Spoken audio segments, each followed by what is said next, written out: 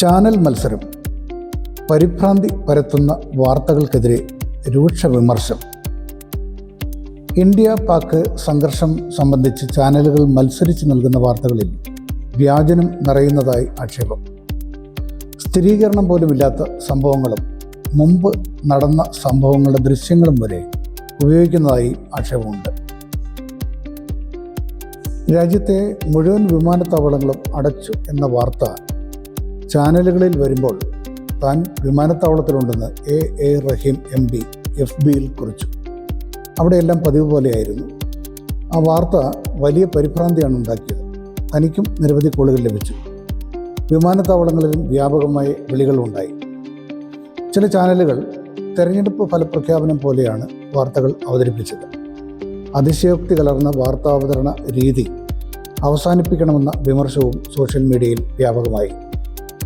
അതിനിടെ പാകിസ്ഥാൻ്റെ വ്യാജ പ്രചാരണങ്ങൾ അന്താരാഷ്ട്ര മാധ്യമങ്ങളിലും വരുന്നുണ്ടെന്ന് ജോൺ ബിട്ടസ് പറഞ്ഞു. 5 റഫാൽ വിമാനം തകർന്നെന്ന പാകിസ്ഥാൻ്റെ അവകാശവാദമാണ് ഇത്തരത്തിൽ വന്നത്. ഇന്ത്യ ഇനിയും യുദ്ധപ്രഖ്യാപനം നടത്തിയിട്ടില്ലെന്ന നയതന്ത്രം പൊതുവെ സ്വീകാര്യമായിരിക്കുകയാണ്. ഇങ്ങോട്ട് ആക്രമിച്ചാൽ തിരിച്ചടിക്കുമെന്ന നയമാണ് പ്രധാനമന്ത്രി നരേന്ദ്രമോദിയും ആഭ്യന്തരമന്ത്രി അമിത്ഷായും പ്രഖ്യാപിച്ചത്.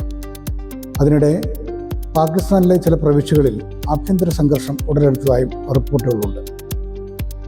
ഇന്ത്യയുടെ അതിർത്തി സംസ്ഥാനങ്ങളിൽ കഴിയുന്ന മലയാളികളുടെ സുരക്ഷയ്ക്കായി കേരളം സെക്രട്ടേറിയറ്റിൽ കൺട്രോൾ റൂം തുറന്നു. സർക്കാരും നോർക്കയുമാണ് ഇത് നിയന്ത്രിക്കുന്നത്.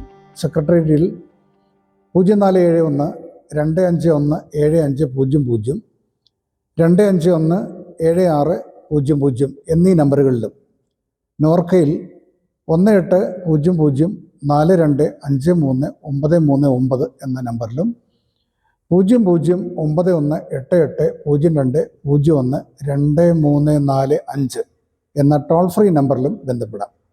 Positive news.